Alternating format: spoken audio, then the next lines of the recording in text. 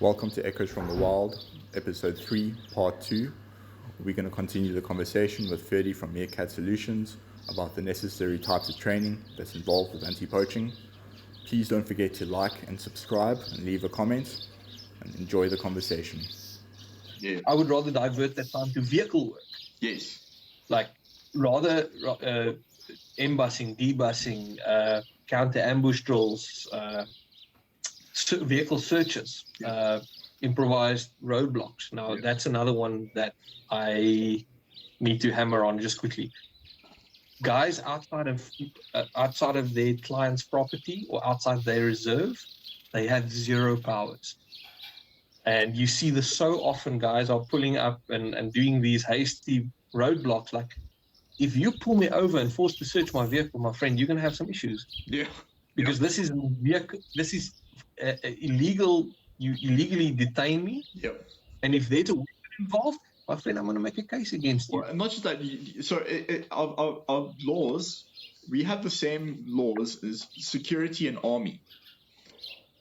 No, not even armed security. That nothing to do with the military. So it's only security. From what I understand, from a military point of view in South Africa, the South African army and same as security and civilian can only act when law enforcement say, "Can you please help us?" That's how I understand it. So with the military guys, that has to be an official kind of a request at the highest level. Okay. Like they cannot. It's like it's the same with military police guys. Yeah. Outside of the bases, their powers are only surrounding SNDF members. Okay. Because I remember unless you have an issue with, like, say again. There was a case a few years back where it was during remember when everything was being burnt to shit in South Africa? Yeah. The army was involved. The army got involved, but the army could only act. The army could only act when law. From what I understood, they could only act when law enforcement asked them for assistance. Yeah, so they'll have a police officer attached to a unit, to each unit or patrol or platoon or whatever. Like I said, I'm not too clued up on the SNDF stuff, but for them to be able to get activated, it has to come from the highest of authorities. I understand. Okay. So then to go back to my point, we as rangers as the private security industry, we can only act when law enforcement say, okay, we need you to come in and assist. We can't be, doing roadblocks outside our client's property, willy-nilly. No. Something should come in. And I remember this situation happening in Hoedspruit. I was sitting with my Hoedspruit is the Wild West, bro. Oh yeah. There's some cowboy operations. Yeah. I mean, Oak's carrying outside of waistband, in pluckies and shorts and a t-shirt in front of police officers, and they don't do anything. I mean, it's the Wild West. I was sitting with my boss and the current 2 IC who I was meant to take over from, and we were sitting having pizza, and he was like, "Oh, there's a car that's reported stolen that's on its way," and suddenly there were these Land Cruisers and Mahindras and random cars pulling over, Oaks with AR-15s, AK-47s, all in anti, like I would call it anti-poaching style uniform, the military style uniform, but no army, no law enforcement. They're all just Oaks who are rangers, just standing there, getting ready to pull this vehicle over. And I was like, and it's a very sensitive. That's a very dangerous thing, because if you're not acting under direct law enforcement request or supervision, that liability falls squarely on you as the individual. Yep.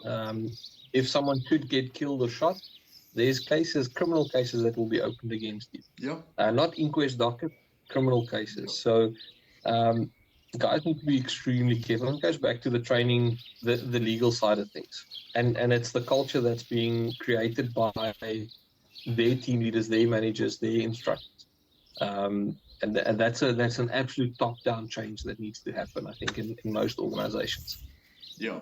And guys will swear at me for saying that, but it's the truth, man. I've been in those organizations. At one stage, I might have been very close to being that guy. Well, hey, that was my first job. You get caught up in that environment. I mean, that was my first job at this place in Hoedspruit, so I was loving it. I was standing, I was like, in the back of my head, I was like, I'm pretty sure this is a legal issue, but I'm all here for it, you know. Like I even got to search the car. It was a VW Polo, and guys were searching. I was like, hey guys, I worked in the car industry. You guys are missing a few places, and I started, you know, checking all the hide and seek places, all the inside the tail lights and the air filters inside the car. So, yeah. Yeah, I mean that is a big thing, like the vehicle searches. Like, it is a big thing, but you need to realize that outside of your gates, you're not covered by that liability.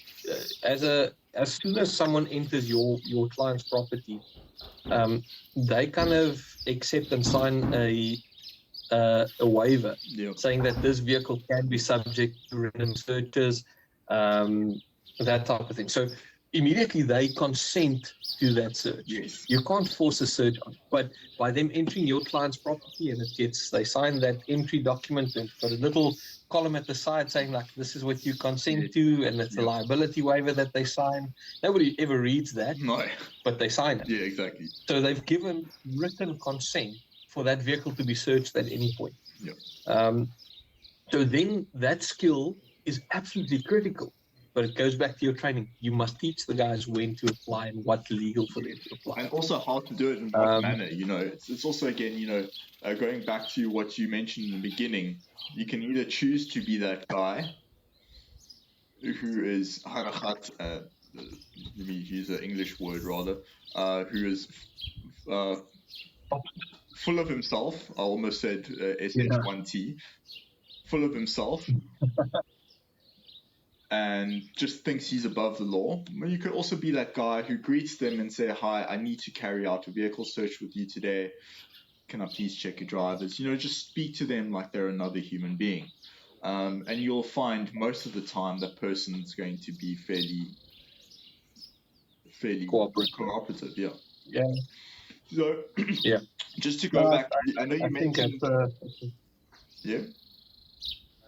No, sorry, carry on. I know you mentioned you had a few notes written down.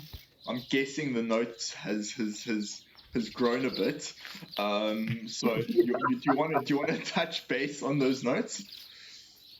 I think let's circle back to the social media, because I think that's the most common issue I have with a lot of this stuff, and where the culture is being promoted. And I actually want to highlight two organizations.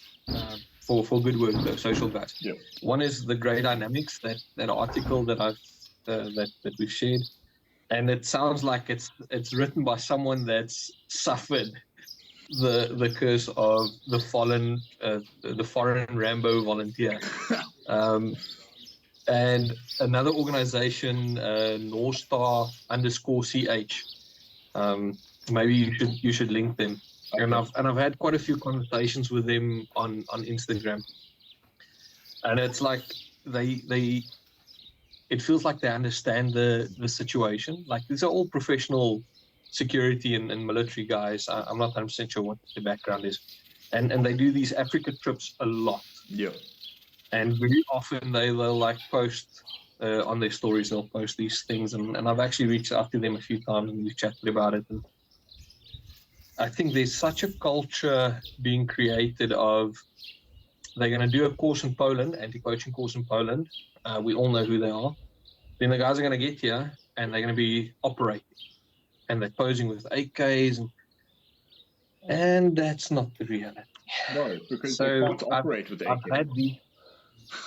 No, I mean, it's not the platform is irrelevant. Yeah. It's not the platform that I'm talking about. It's the guys are paying these monies, the money to go do this training. Yeah.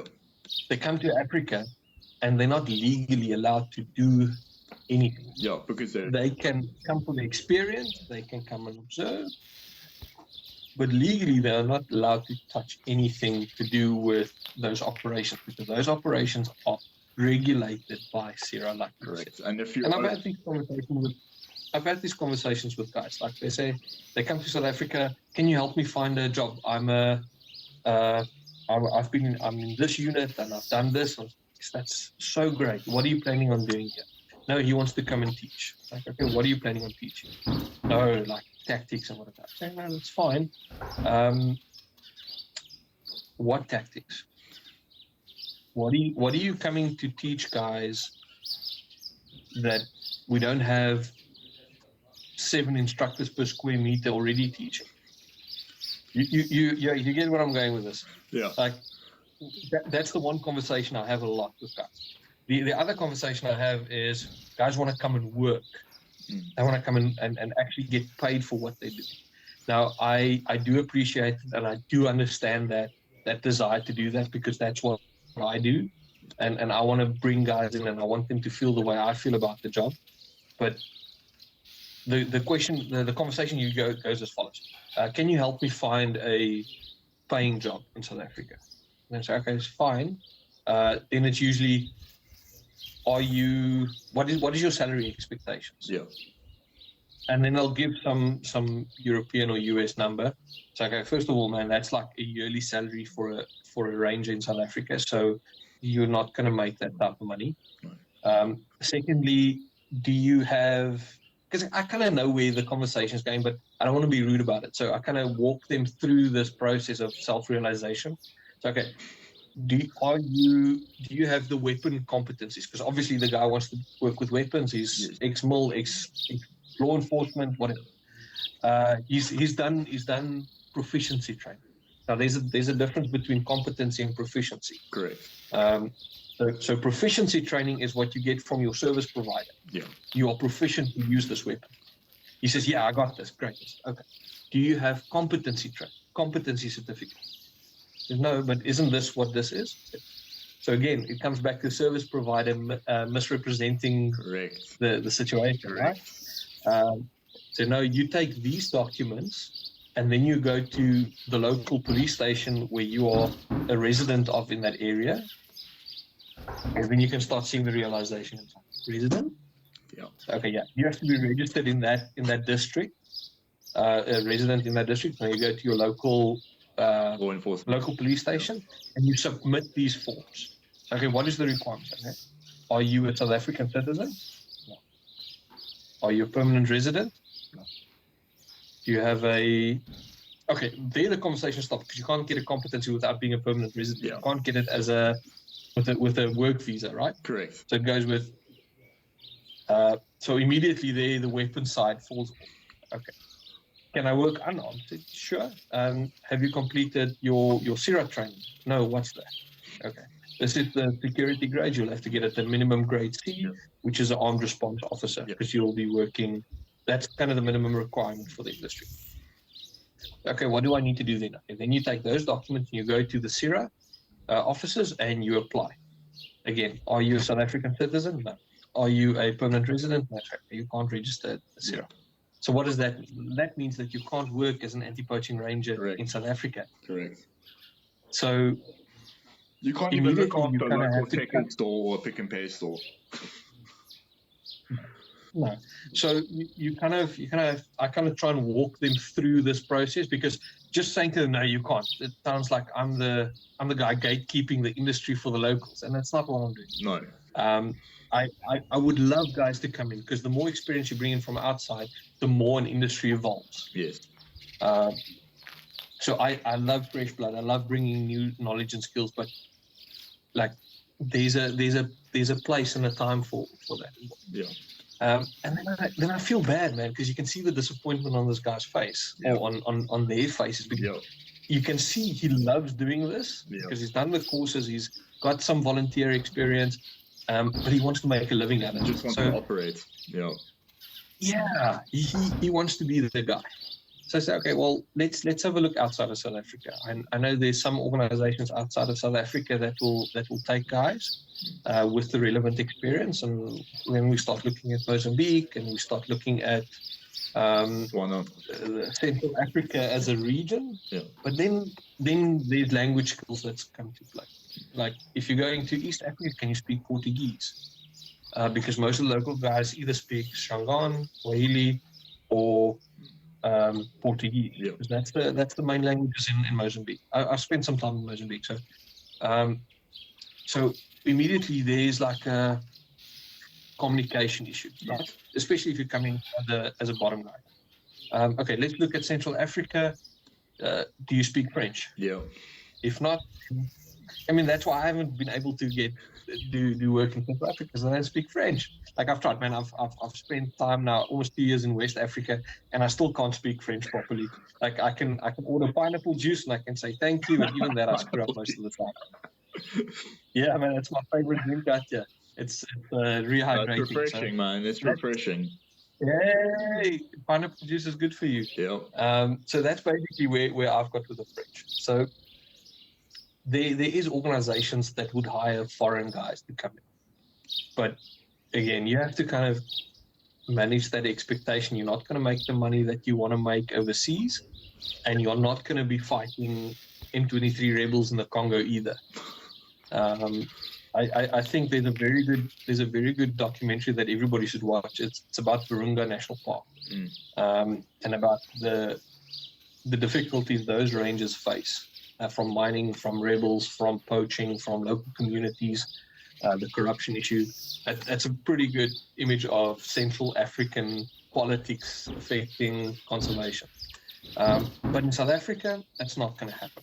So unless you kind of volunteering your time at a place and you work as an environmental monitor or something like that, you're just not gonna get time on an APU either. 100%. And also it also comes with dogs as well. You can't. You've got to have your DH1, DH2, DH3, DH4, and DH5, and in order to have your DH, a security function. Yeah, and in order to have your DH, you've got to be serial registered. Yeah, and it's still a security function. Even the Canine boys, what it is, man.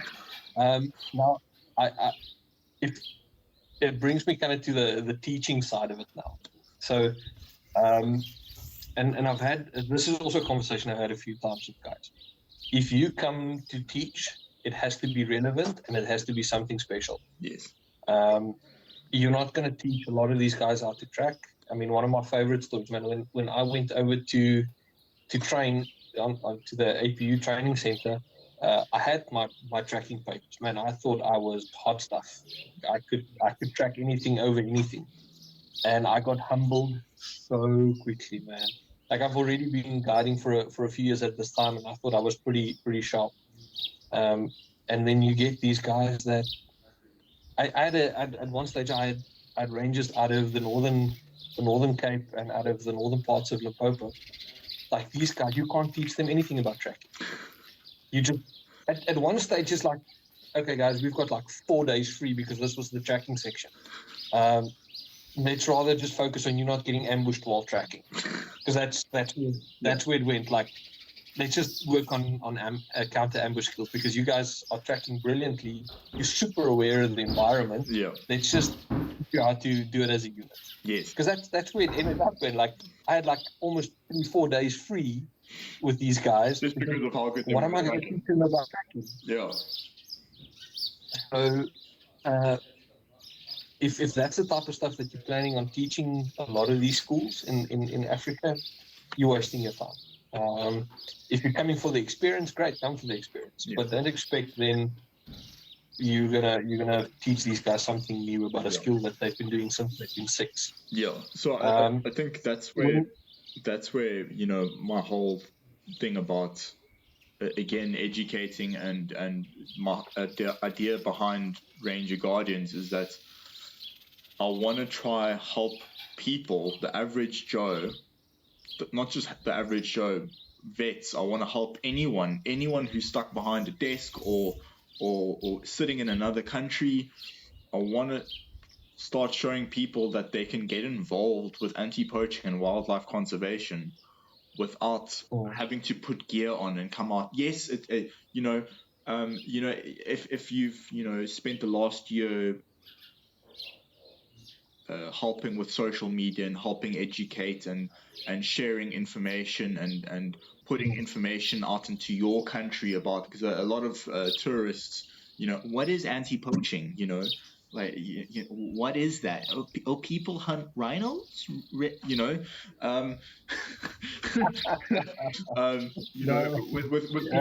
people helping like that, and then you let them come over for a month to experience a day in the life of a ranger. But again, it comes back to it's going to be an experience. And I know I will say this to what I do like about Vetpoor is that Vetpoor, they have it's called the Vetpoor experience, where people get to come and experience not their POV, but experience the wilderness with them. Yeah, and I think that's incredible, and that's important, because that's how you educate people about the importance of wildlife conservation, the importance of. I mean, it's such a noble cause, the education section of it. Like that's more my wife's forte, but like a lot of these, and we can chat a bit about these NPOs or NGOs, foreign NGOs and NPOs as well, because that's also a very controversial thing in most of the industry. But I think the education part, where and I want to bring up Rhino Man. Rhino Man is the documentary. It's based on the Timbavati, and it follows the Timbavati guys. Yeah. They have now a big launch thing. I'm actually quite keen on watching it, and that's a pretty good insight on what these rangers day to day look like. And I think if we can change that image, we can manage that expectation for the guys that come here, and we can channel that resource, because that's technically what it is for us. It might sound crude, but for the guys on the ground, that NPO coming in from outside is a resource to be used. Yes. You get what I'm saying? Yes. It's like they're coming here for clicks and likes, and that's not all of them. Yep. Not all of them. And a lot of them is what it's here for the image. Yep. Use it appropriately. Yes. But also be very careful who you align your organization with. You don't want to be seen as or you don't want to be used in some foreign marketing thing, and then you never see that money again, and then it turns out, oh shit, no, these guys were actually chased out of 3 or 4 reserves by the time they got to you. It's funny because they were. So Z and I were having the same conversation a couple of weeks ago, and he used the exact words that you just used now about, be careful who you align your organization with. Yeah. I mean, it's very difficult, and it also, the reverse is also true for organizations coming in. Be very careful which units you align yourself with. Yeah. Like you in South Africa, you've got so many different organizations that do, or different levels of organizations. Obviously you get the South African National Parks, they've got their own units. You've got provincial units. You've got, in some cases, you've got municipal units, like I'm going to use the city of Cape Town, because they're kind of the best example on a successful operation that I can, at a municipal level, that I can kind of give. Also, then you get private security guys, and then you get private reserves, the in-house guys. So on the South African government side, the Sandbox guys are very well funded. Yeah. They've got the honorary ranger program and the wardens program, and these guys generate money for equipment and funding and vehicles and all sorts of sexy things that they need. And then you get guys that get involved with private security companies, and they're like, oh, shame, the private security or the anti-poaching. Like this is a company for profit that's charging a reserve for money. It's not the poor anti-poaching guy. Yeah. It's a for-profit company that's selling a service to the reserve. Yeah. So just keep that in mind. Like, and I've worked for those organizations as well. Like, you are a service provider to a reserve. You're not doing it there because it makes you feel warm and fuzzy. Yeah. You're that not doing it for the there love. to provide a service because they're getting paid very well for it. Yeah. If their guys don't have the resources, it's because the resources aren't being filtered down from client to company to guy on the ground. Yes. So be very careful again. And there's so many cases in South Africa. We won't name and shame, but there's so many cases in South Africa where that's the case. Yeah. And across Africa in general. Yeah. And then you get the in-house guys. And these are the guys usually that really struggle. Okay, yeah, they work for a private reserve, granted. But they depend on tourism money. And it's usually the last priority. Yep. Because it's more important to keep the tourism section running because that's where the money is generated. Correct. And then the APU guys are kind of an afterthought. Yep. So, and that's the South African use kind of sector that you're kind of looking at. The rest of Africa, different story. Yeah. Like a lot of the smaller African countries, I've had the fortune of speaking to the Chad Department of Environmental Affairs. I don't know what the official name is. A few years back, they came to inspect our training center. Yeah. I've had the opportunity to train some guys from Zambia. And if you listen to what these guys are going through, like, those guys need help. Those guys need funding. They need equipment. Yeah. I don't know if the guy is still active or not. He was a sergeant at the time when he came to our one of our leadership programs. And he's saying that their resources are so few, they make contact with a poacher group, they'll confiscate weapons and distribute it amongst the patrol.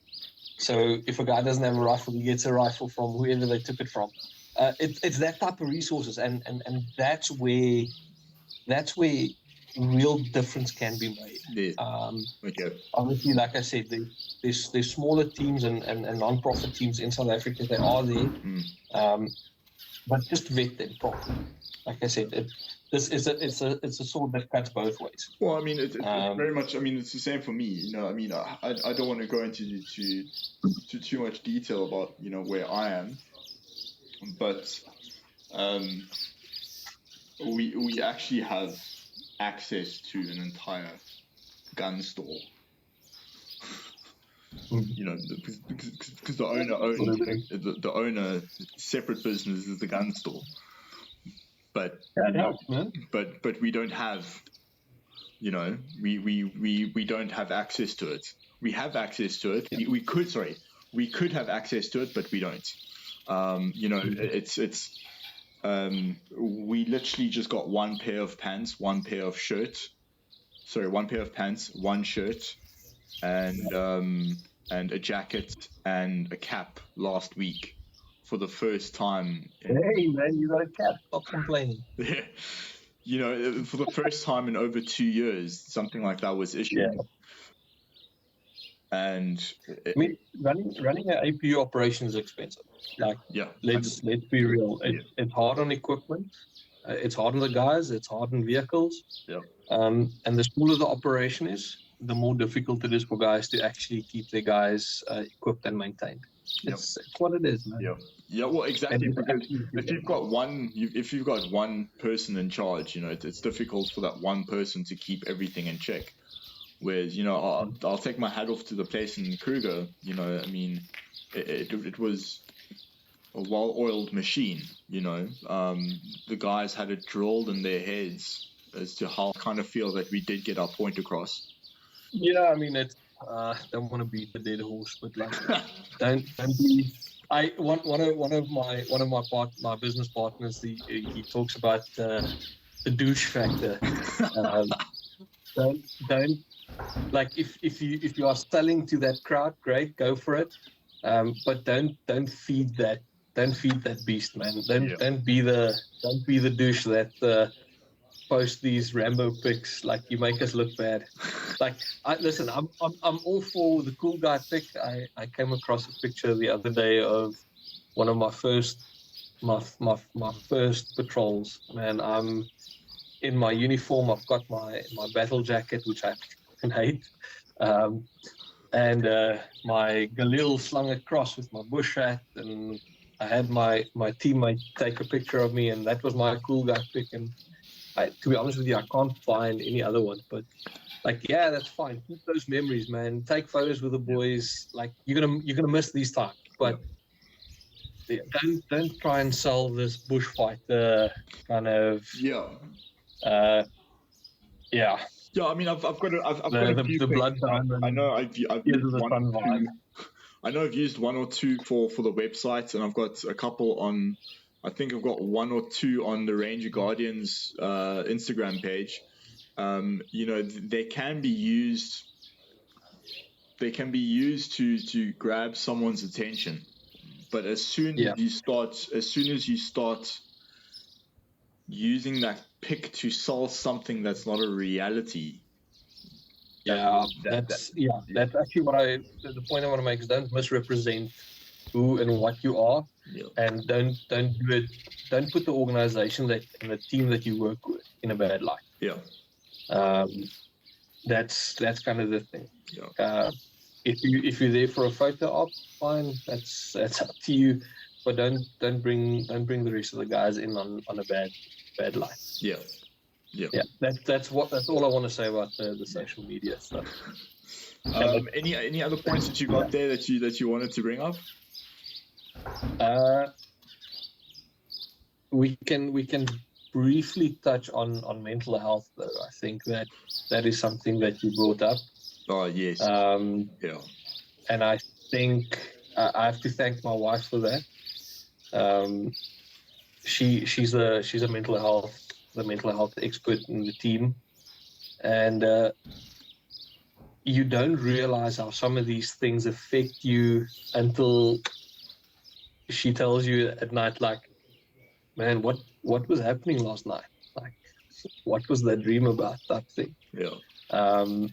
And if you read the book by retired General Ewerster, Rhino War, I can definitely recommend that. And I read it the other day while I was on deployment, and it took me back because it's based in the same area at the same time frame.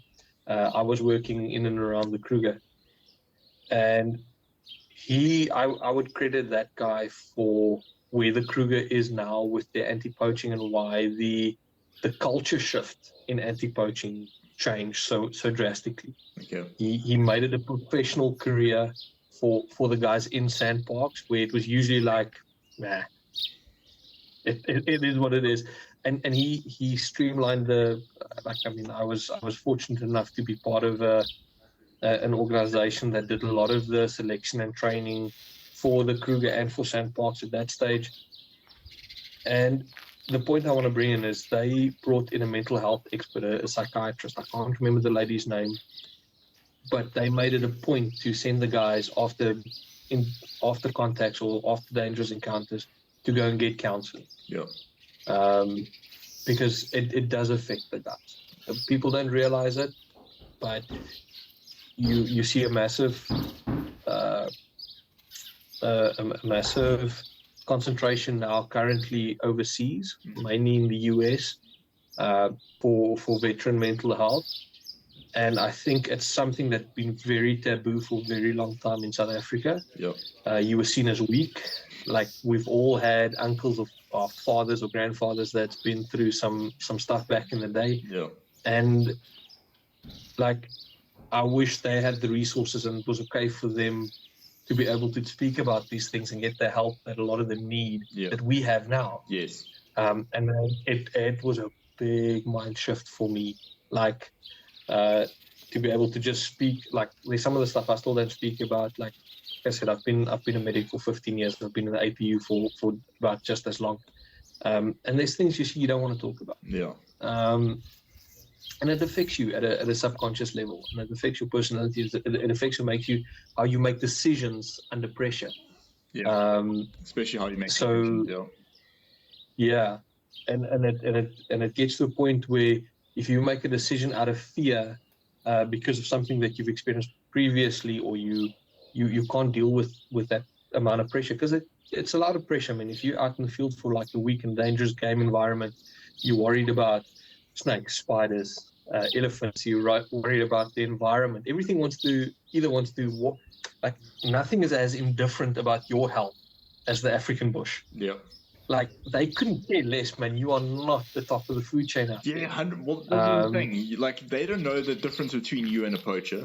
You're just some foreigner in their field.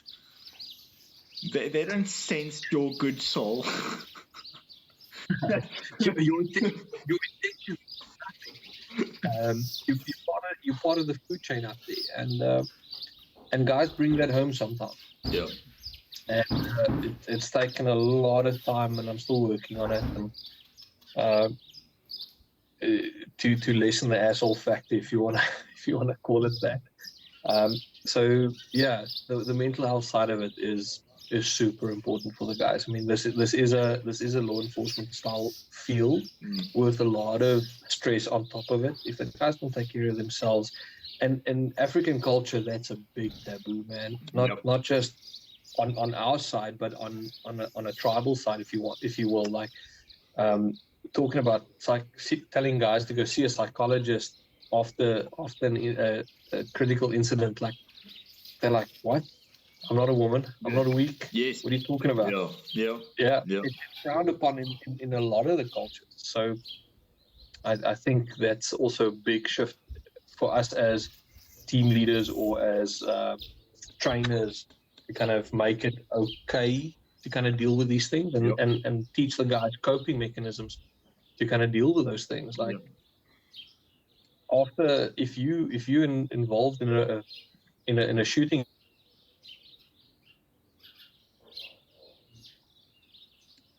perspective. Yeah. Sorry, man. I think my comms is a bit. No, it's good. Broken, but like things get into perspective, man. You start questioning things. So I think we need to make it okay for the guys to actually seek help if it's there and make it an institutionalized thing.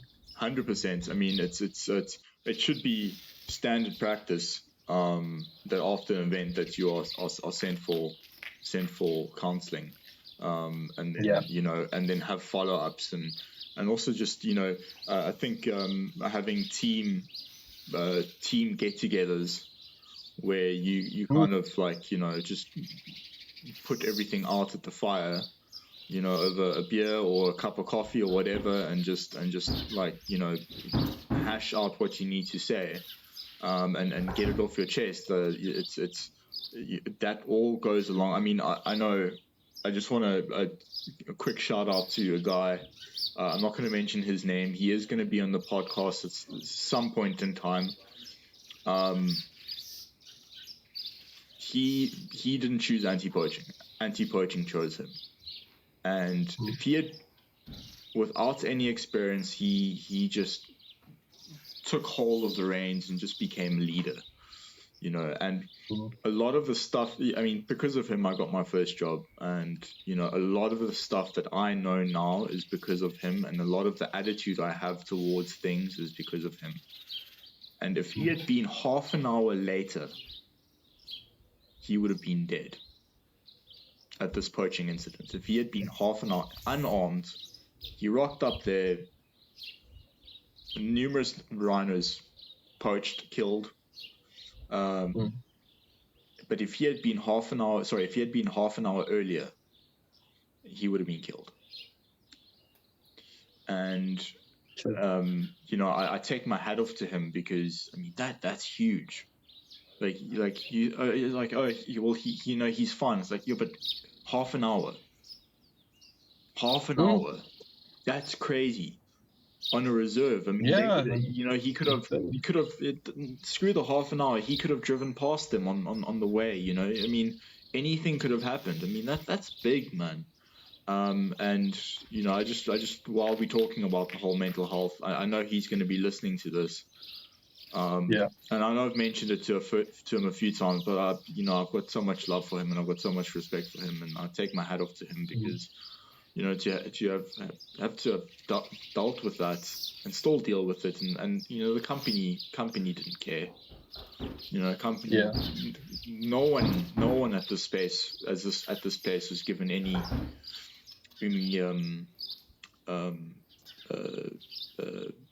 counseling after the event happened, and that's shocking, absolutely shocking. Yeah, I mean, like I said, it's a culture shift that we'll have to make, and kind of look after our guys, make sure that they got the longevity that they need. Otherwise, guys are going to burn out. Yeah, I mean, that you've actually just given me another idea. I mean, Ranger Guardians, as much as I want to help make an impact with uniform and shoes and down the line training, providing with TCCC training, sending them for TCCC training, which something you and I can talk about at a much later stage. Depending on how things are going, I mean, I think it would be a good idea to maybe look at doing something once the NPO grows. Maybe I can start looking at doing something with mental health. But again, I mean, this going back again to what we were talking about foreigners wanting to come down and help. I mean, with the things that they've been through, I mean, a lot of the time, I feel a lot of the time these vets who have gone through some of the things that they've gone through, and then they come home and they feel like they don't have anything, they don't have any value. And that's why they want to come down, they want to train and they want to operate. Whereas they could actually come down and help in a whole different way, and help from a mental health perspective, and say, hey man, like you're not alone. Yeah. Like, you're not alone in some of the shit that you see. Like I said, man, I'm not a mental health expert. That's more my wife's field. And she can actually talk about a lot of the cultural aspects and effects that counseling has on local community members and so on. So, because that is a thing, like the culture is much different to what you and I are. Even, I mean, we live here and we grew up here, and but like that culture is a lot different to what we used to and how we would openly speak about these things like we are now. Yes, it's a complete and utter taboo for a lot of the guys we work with. Yeah. So yeah. Okay. I mean, if we're going on to a 2-hour episode here, which is pretty. This is like 40 minutes longer than my previous one. I feel I need to do a pit stop though if we do decide to continue though. So what I was going to say, I think I just want to kind of touch base on what you're going to be starting. I know you want to talk minimal about it. That's fine. I'm cool with that. Yeah, I mean, I'm not. But just to kind of touch base on it so that people who are listening who might be interested. Give me like 30 seconds. I'll be back now. Cool. I'm like a water deep into this conversation. Yeah, so let's get back to next year. Yeah, so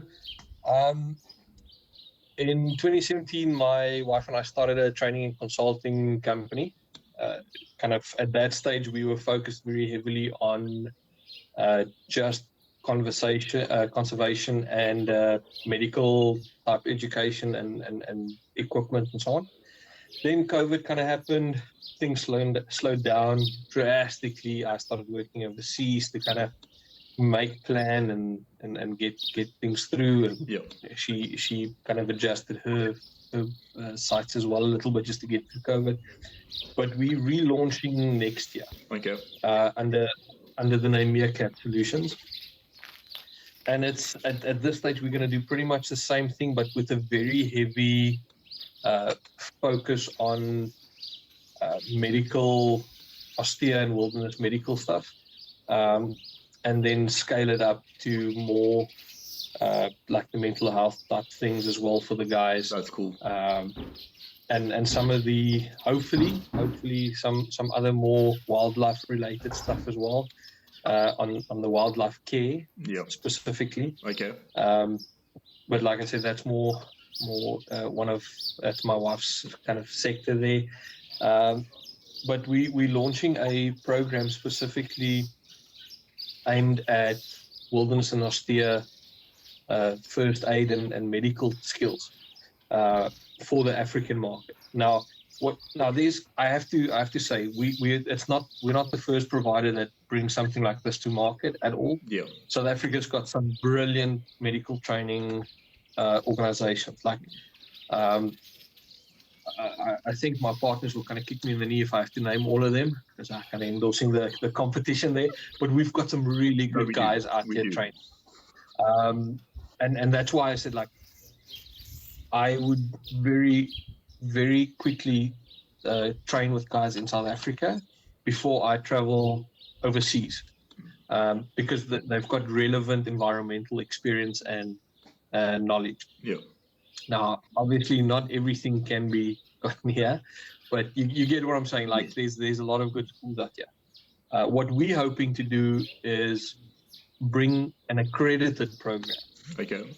For guys.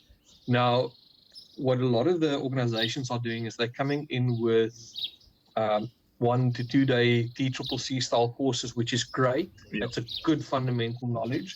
I always encourage guys to go do stop the bleed type stuff, TCCC courses. Yeah. Unfortunately, there's only, I think, one school in South Africa that's got the American accreditation to teach. I know the guys that you mentioned earlier, they've got the European credentials, which is also an amazing program. They've got the American ones. It's through the American College of Surgeons. Okay. Yeah. Okay. So they've got some really good programs. There's guys down in the Eastern Cape that do very good programs as well on the accredited side. And we will be based up in the north of South Africa. Okay. And what we want to do is we're going to mentor and coach guys up to an advanced first responder level so that guy can be a proficient medical team member. Yeah. Not just basic level 1. So not everybody will be able to do this program. It is what it is. Yeah.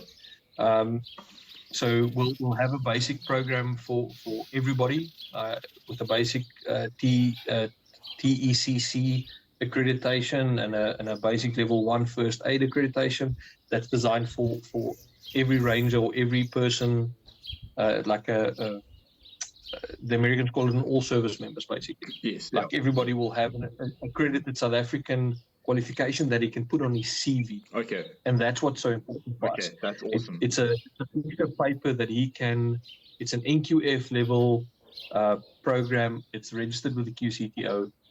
So it's an actual piece of paper that carries some weight. Okay.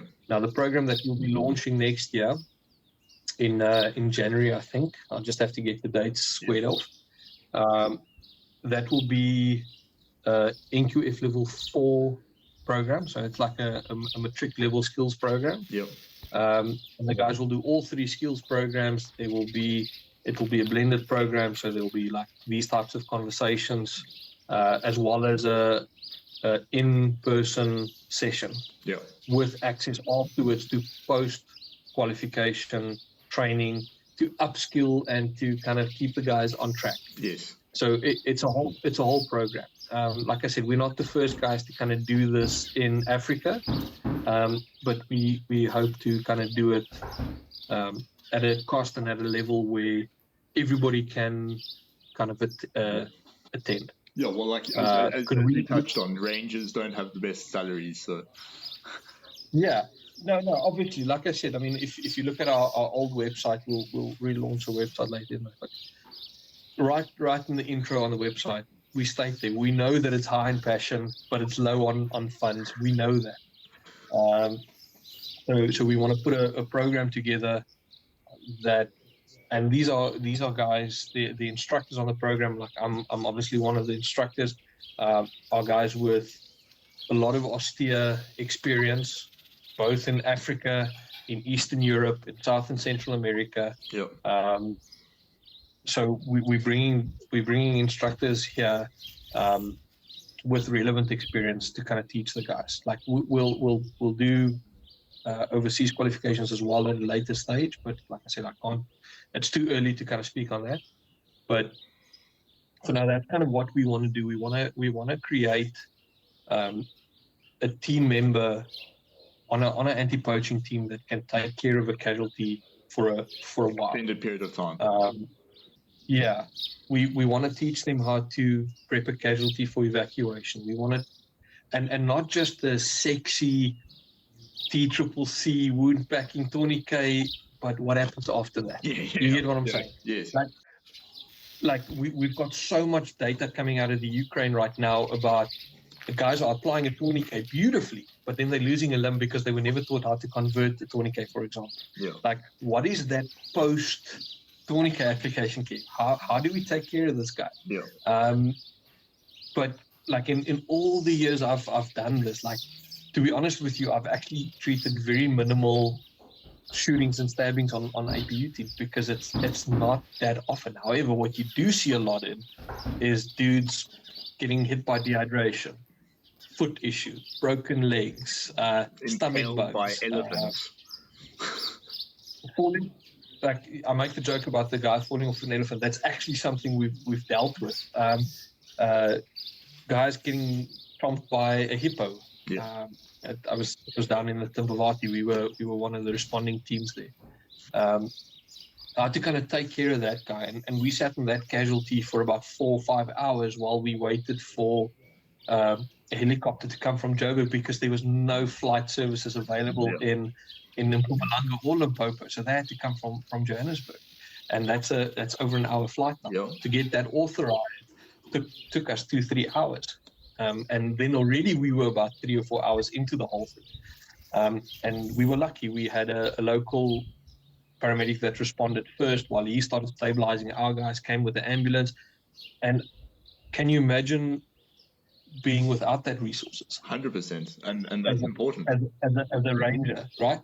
So we want to kind of teach that skill, and then obviously how to do telemedicine, how to speak to a doctor over the phone, how to get advice over the phone, and how to implement that in person. In real life, How to prep a LZ for a helicopter if you have, or how to stabilize someone to transport them on the back of a pickup type thing, a bucky, a pickup truck. And then snakes, how to deal with snakes. And the Americans have got a nice term that I like, disease non-battlefield injuries, DNBI.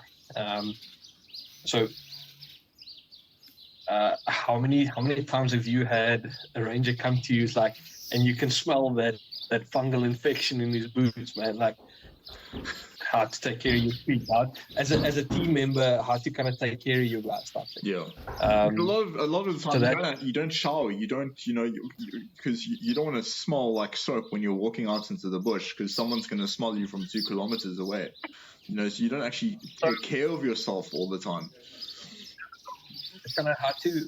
So that's kind of what we're going for, and hopefully it will be an accredited program. We've got good resources, good training resources. We've got a pretty nice venue lined up.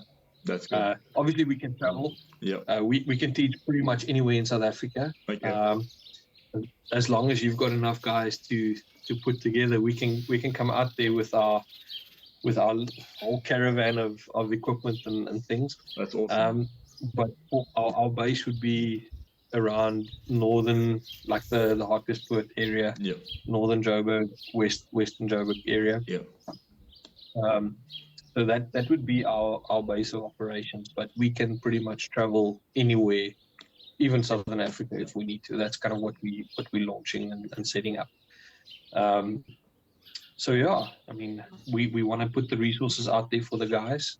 Awesome, man. We're not the only guys out there, but we hope to be the best. Like, we want to be. That's all you want to be that resource. Yeah. And the thing is, this is run by guys that we've been there. Like, I mean, I was there. I was a ranger. I did walk those trails. I've sat in Mozambique where one of my guys brings their 6-month-old baby with malaria to me. It's like, what do? You get what I'm saying? Like, you've never felt that helpless. Like, the closest village is Masangir, and that's 3 hours by land cruiser if the river's not too high. You see how that's kind of what we want to teach them. Yeah.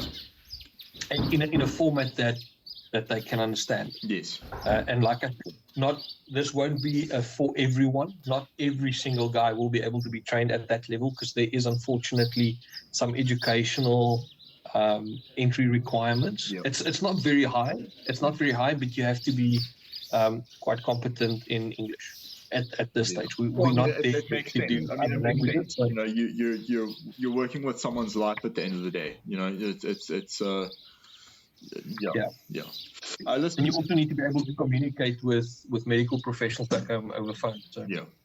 So I'm unfortunately my battery's about to die, so we're gonna have to cut this short. No, it's fine, man. But it was a good chat. I'm excited for that. I just want to say thank you very much for your time. I really do appreciate it. It's been awesome talking about some of the things that I've been wanting to talk about.